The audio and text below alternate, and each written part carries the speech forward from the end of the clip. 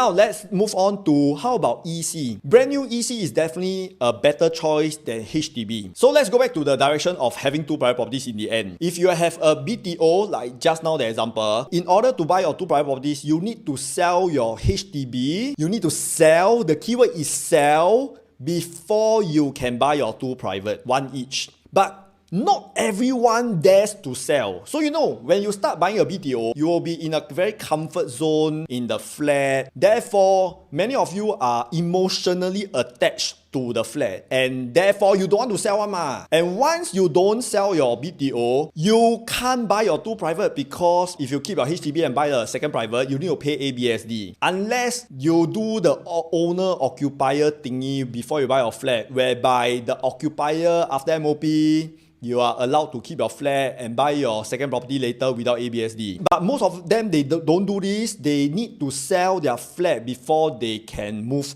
to the two private properties direction. And many of the people are very fearful doing the selling of HDB, thinking that if I sell HDB, I can't go back to HDB anymore. EC is definitely a better choice than HDB, because EC will be considered a private after 5 years. So in order to achieve two condos, you do not need to sell your EC, just need to decouple and one of the owners just come out to buy a second property. So this is a no risk method to buy your second property, because you do not need to sell your home.